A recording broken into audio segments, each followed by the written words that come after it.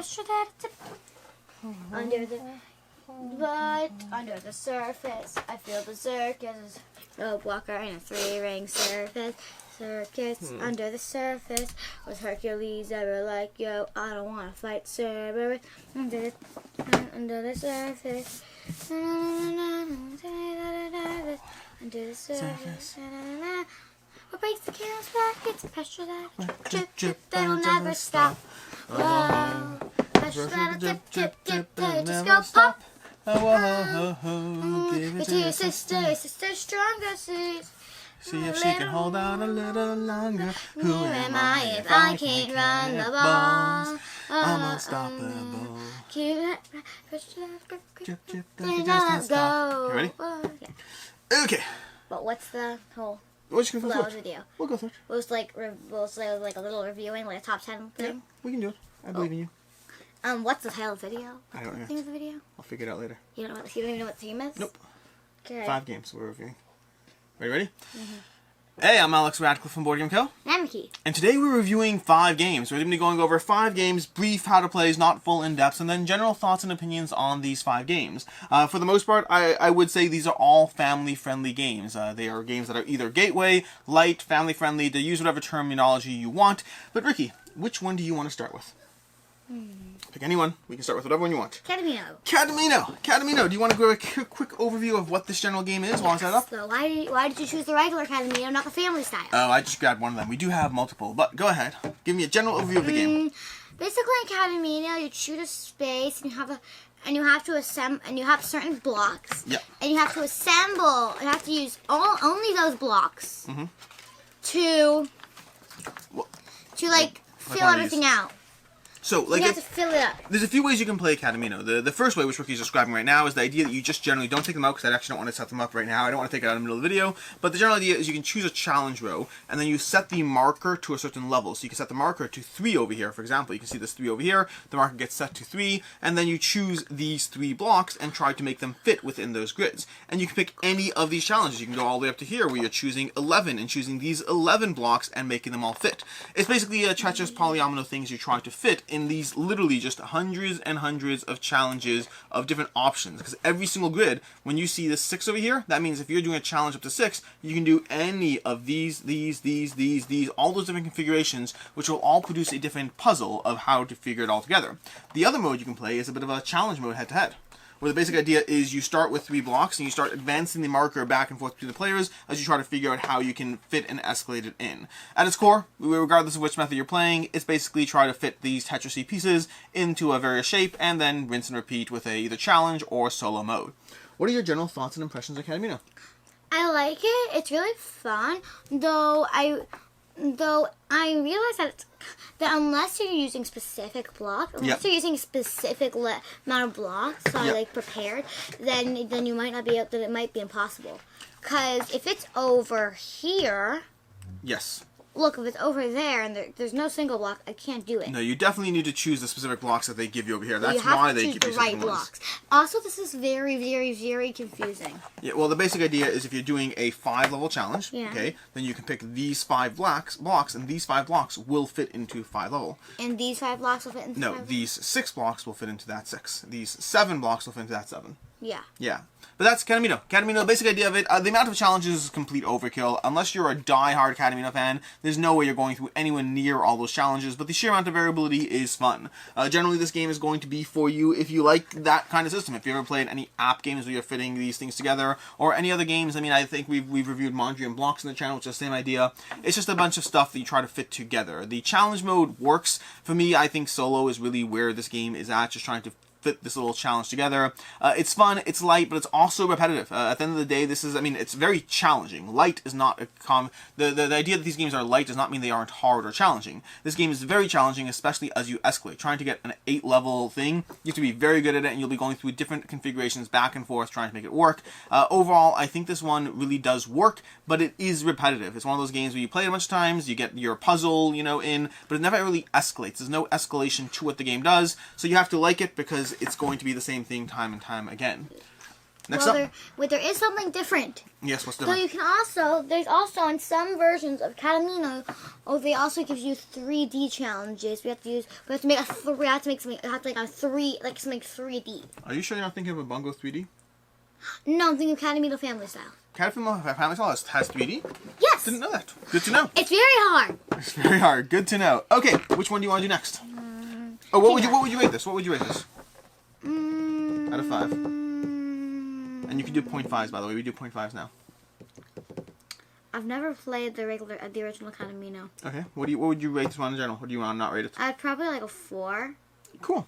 It's fun, but I agree it's kind of repetitive. Yeah, for me it's a 3 for that reason. It's also not very good solo game.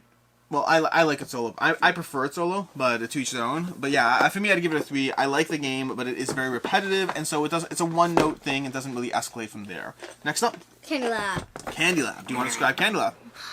Candy Lab is basically you have these little cars. You have these all laid out, and you have cars that allow you to do stuff, and you have to do stuff. I don't really remember. I played this a really long time ago. It was a long time ago, but this is basically you're gonna have these challenge cards you're trying to play. You're trying to get rid of all your chocolate bars. Sorry, acquire as many chocolate bars as possible as you play through the cards. So you have these different options. Here, let's see if we can get some cards here. Let's grab some of these.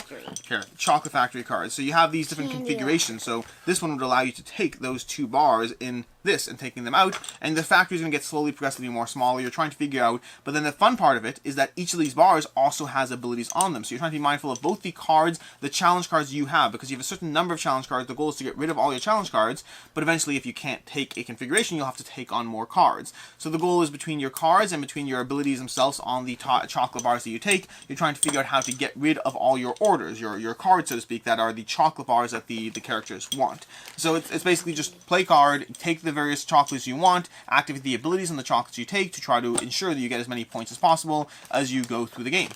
What do you like about this one? Well, I like that. I like these are proper bars and not just flat and not just cardboard cutouts. Not just because that would not be very. Because it's really fun how these are like proper plastic candy bars. Yeah, I do wish they had them printed on both sides, but because they're see-through, I understand why they don't. You kind of have to make, because if you had it see-through, it would conflict a bit. You just have to make sure they orient. Look weird. Yeah, but I agree. Yeah. These are very hefty and chunky. They're very nice. Yep. Anything else you like about it? I also like how there's so many different things, and that there's no ultimate chocolate bar. There's no ultimate candy bar, because like the ones have the best abilities, but the threes Have more points. But they don't have any abilities. Yeah, I like that balance as well. I like how it's balanced. For me, my favorite parts of it are the challenge of, as you start, your first few cards are fairly easy to play through, not much of a challenge there, but as you play more cards, you'll realize you're going to have a harder time getting rid of all your cards, and so the abilities become very key. Trying to figure out the right candy bars to take becomes part of the challenge. This is from Funny Fox Games, and it's basically chocolate bars from a factory. What do you rate this one? 3. 3? Oh, interesting. For me, it's a 3.5. I really find Go ahead. Yeah, it's really fun, but it doesn't. It's kind of. It doesn't really have a lot of. Just very simple and not as interesting as other games. Cool, makes sense. Just a little simple. For me, the core mechanic of the game is fine. The use of the abilities is where it escalates a bit. It's not a game I'm pulling out at game night, but as far as a family-friendly game goes, I enjoy playing this with Rikki or whoever. Next up, which one do you want to pull? Sriracha. Sriracha. Sriracha. I assume it's pronounced like the sauce. I'm not actually certain. Sriracha is a game that, well, it's a game about acquiring goods at a dock. Do you want to cover this? Should I? Can you cover it? Sure. It's a lot more. It's a little more. Yes, that's why I started going with it. So, Sriracha is a game where you're acquiring goods at a dock. You have your individual construction sites. You're going to be laying out these rows of these various. Here, let's go ahead and you're going to lay out these rows of buildings that you're trying to build. Whenever you take buildings, you're going to be basically gathering these resource cubes you're going to be utilizing to build your buildings, and every single building has different cubes it's necessary to build them, but it's going out from a central row, so the further out you get from the primary row, the more you have to pay to get the buildings. You're basically trying to collect sets of buildings. The core gameplay is basically gathering goods, putting them on the buildings, and trying to build your buildings as efficiently as possible, ideally building sets as you go through a few rounds of the game. It's basically just set collection and building buildings. What do you like about this one? It's kind of fun to collect it and be like, no, they took it. Yay, got it! And but it's still like very confusing and it's one of those like it's one of those like bet games where there's like there's no chance they're going to get. There's no chance that you're going to for sure that your turn's going to play it exactly how you want because it depends on what card you play. The only time you'll know that you go first is if you play the 25. Yeah, that's true because the order of those tiles does matter. So, and I want to show. Okay. Are you trying to find a specific building? Yeah. So while you do that, there's one tile that I absolutely love. Okay. Oh wait, while you find it, I talk. Yeah. So yeah, basically, this game is. The core mechanic of the game works. It's functional, does what it needs to do, but I also find it to be a little bit longer than a game I typically play for a game of this weight. It's not a lot of nuance going on. The set collection aspect of gathering those sets is one of the most rewarding parts, but it's also one of the most frustrating parts because there's not a lot of tolerance. You need a set of 3 or 4, and there's only 3 or 4 to get that set. So there's not a lot of tolerance for error. A single player can deprive you of a set, which is not that hard to do, and so it ends up being a game where you're trying to get the one real strategic element ends up being a little more screwage and when other players try to take it away from you. You want to go and show them? Yeah, which one is that?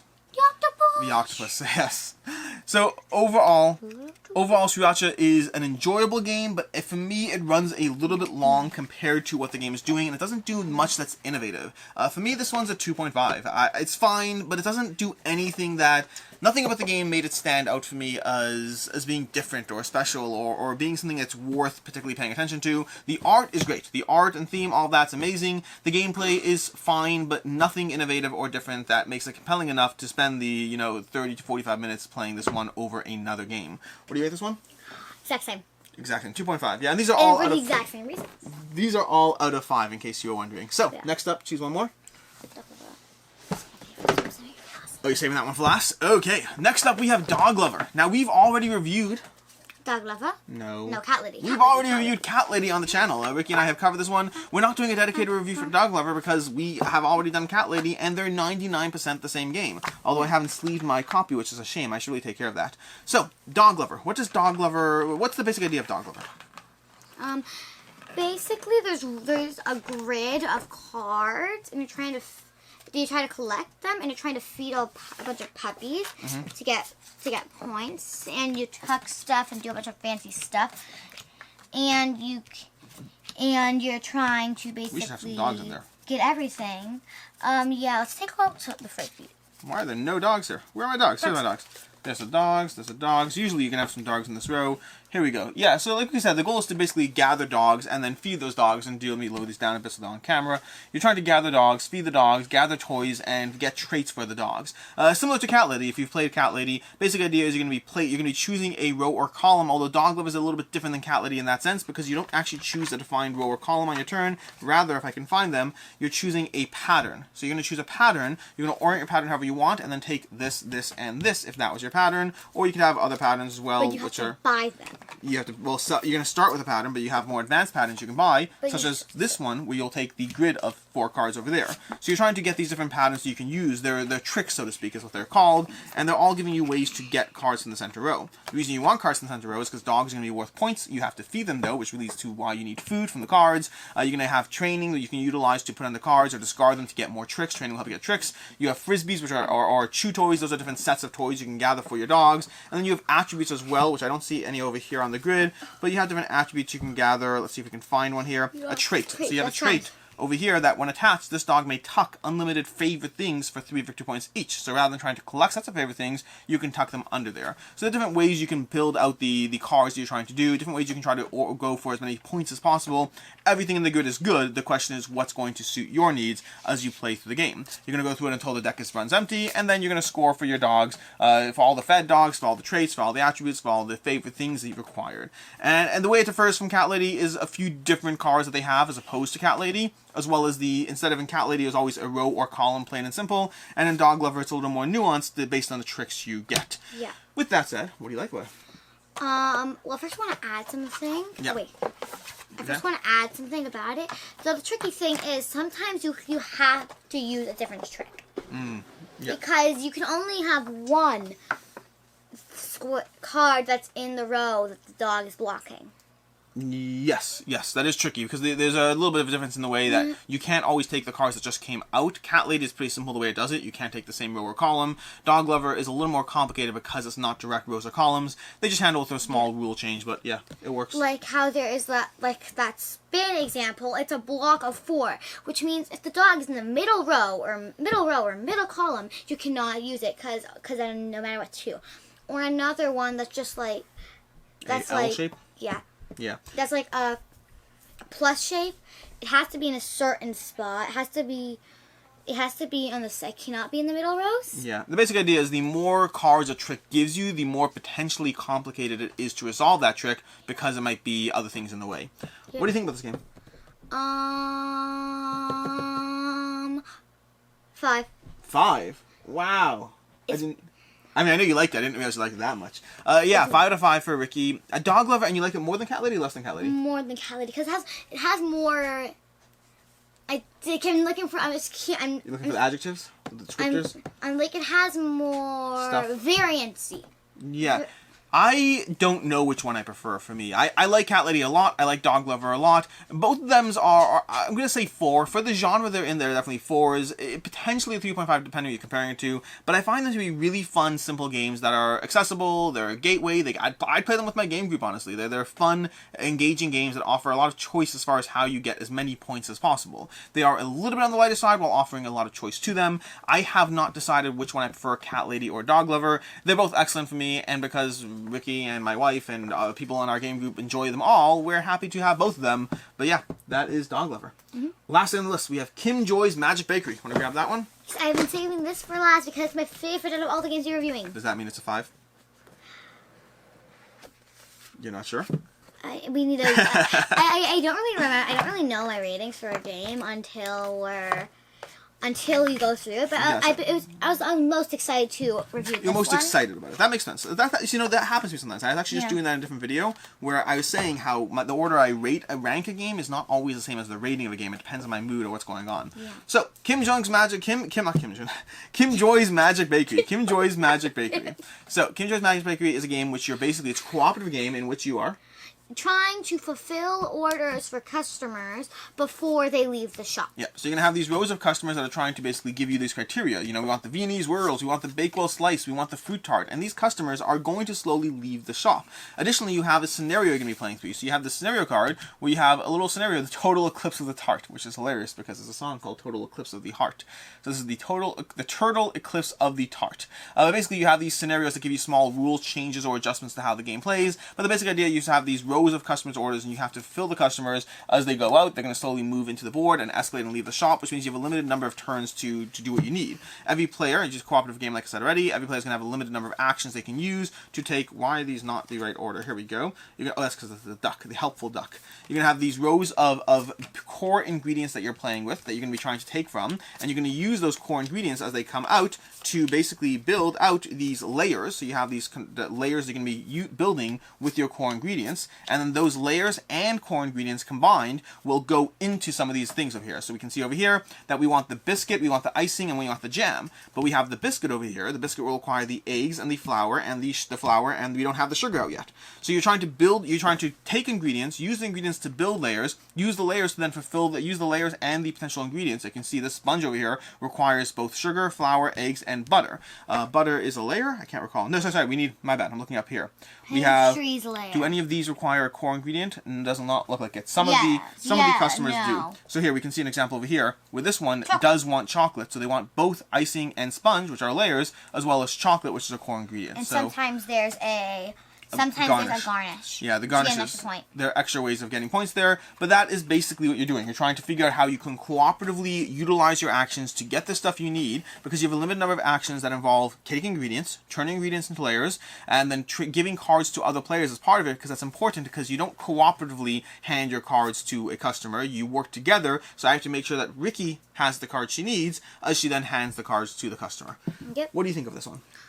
I love it. It's really cute and fun, and I like how it's not just getting the right cards. It's also you need to get the right cards to to get the right cards to fulfill an order. It's not just get the right cards to fulfill an order. It's get the right cards so you can make the cards and so you can make the right cards to get to fulfill an order. Yeah. I like how it's more complicated and not just, oh yeah, it came out, I can do it. It is complicated. This is not an easy game by any means. This is a game where you have to work together to struggle. You have goals you can achieve, so you can see this number of stars you can earn. I'm usually just happy if we win the scenario. Forget how well we did. Any specific other aspects you want to cover, or should I go into it? You can cover it, but there's lots of very, very, very funny ones. Like the fox stole all the eggs. Yeah. Basically, you sort through the pot, you sort through the ingredients to take out all the eggs, and you have to steal some to get. Have to use others to get eggs. And there's also one where you have to make you passed it already. Oh, the cat that wants to be. Yeah, you have these cats over here that they cover stacks of layers, and they constantly want to be pet, and they're otherwise getting in the way, which is very funny, especially if you have cats. What about the little mice? Oh, the mice switch the pantry? Labels. And once there's a mice switch the labels, and you start out the game with sugar and spice. Get out of there, mice. Yeah, all the like ingredients. that. Yeah. All the ingredients start off face down. So there's different things going on in the game to mix it up. You want to go through your ratings or your opinion? I think it's a little early because we haven't really explained how the game really plays out. What do you mean? We're playing the entire game. We You have a did? limited number of actions. You use your actions to take ingredients, to turn them into layers, to give them to customers. You have to do all that before the customers run out, and that's the game. Yeah. Yeah, I can go into it. It's just the way we said it. Just Sure. like... So for me, Kim Joy's Magic Bakery gives you a challenging cooperative experience, and it's a game that looks simpler than it actually is. This is like it looks really, really simple and easy, but you have to work together. It is hard to actually make this work, especially with higher player counts. Means it's even gonna be more challenging because you have a harder time ensuring that you actually have the distribution of ingredients that you need properly, because more players taking stuff, which means more time spent swapping things out. For me, the charm of the game is absolutely in the scenarios. If not for the scenarios, this is a game that I'd play once or twice and move on from. The reason I play this one again is because of the variable scenarios. The scenarios give you a little charming change or difference to the game that gives you like some sort of special rule that gives you the reason to dive into it. Because while the game is challenging and it is rewarding, it is otherwise very similar. It's a game that I would not dive into again, except for the scenarios, but the scenarios have me continuing to go through it until we go through all of them, at which point maybe I'll keep playing it, maybe I won't. It really does depend on you, because I know you like this one more than I do. Can we play it again this week is her answer. What do you rank this one? You can hold off if you want. You feel pressure to give it a 5 because of the last thing, don't you? Don't feel pressure, whatever you want. No, I definitely do want it to be a 5. I was just sorting to make sure. Yeah. Because I'm not just going to hand out 5. I want to make sure. I just want to sort to make sure that it really is. You can hold off if you want. For me, base game without the scenarios would be a 2.5. I'd enjoy it and move on from it, would not play it. Yeah. With the scenarios, it is a 3.5 for me. Still, I like it significantly less than Rikki. I am happy to play it. I enjoy going through it, and it is fun and compelling because of the scenarios. But it's a little bit too, despite being challenging, it's a little bit too linear and direct for me to have it anything higher. The one... Yeah, I like how I gave over this already. I like how there's more like detail to how you play. The one time it was really funny at the beginning of the game with all the customers who wanted chocolate, and we didn't get chocolate until the last round of the game, until the end of the game. There was not a single chocolate. All the chocolates were hidden at the bottom of the deck. So, yeah, I probably would not like it as much if there wasn't the scenarios. And one of the scenarios is actually the perfect cake. That's the top one right there. Yeah, and then there's another one that's time to bake the perfect cake. Yeah, and pandemonium and turtle eclipse of the heart, lots of things. Which one is what does it do? Place this card in front of any player. This card represents the turtle flying around the kitchen.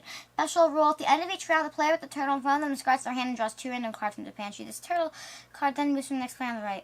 Which could be a good thing or a bad thing. That's a good. It's stealing stuff. Well, yes and no, because that's one of the balances of the game where if you ensure that you don't actually have much in your hand, it's actually a boon because you're getting extra cards. But if you have a large hand, it's a bad thing, so you have to be mindful of the turtle. But again, all the scenarios give you some sort of challenging way to dive into the game because of stuff like that. Well, that's basically it. These are the 5 games that we've covered. We have Dog Lover, we have Candy Lab, Katamino, Sriracha, and Kim Joy's Magic Bakery. Any final thoughts, Ricks, on any of the games? No, I think I've said everything about them. Very good. Though I do like one more thing about this. Go ahead. I do like that you have a lot of chances. You have a lot of chances. It takes you a while before a customer leaves the shop. You have a while. And there's some leeway. You could afford to lose a customer or two, which I do like that. But again, it is hard. You have to be prepared to make those hard decisions that you're going to lose this customer in order to keep that customer happy. Just like in real life, you can't make everyone happy, so you have to pick and choose which customers you can satisfy, because it's a challenging game. That's what I'm going to say. And that is everything. These are the 5 games we covered today. Until next time, I'm Alex Radcliffe from Boarding Pro. She's Rikki. Have a good one.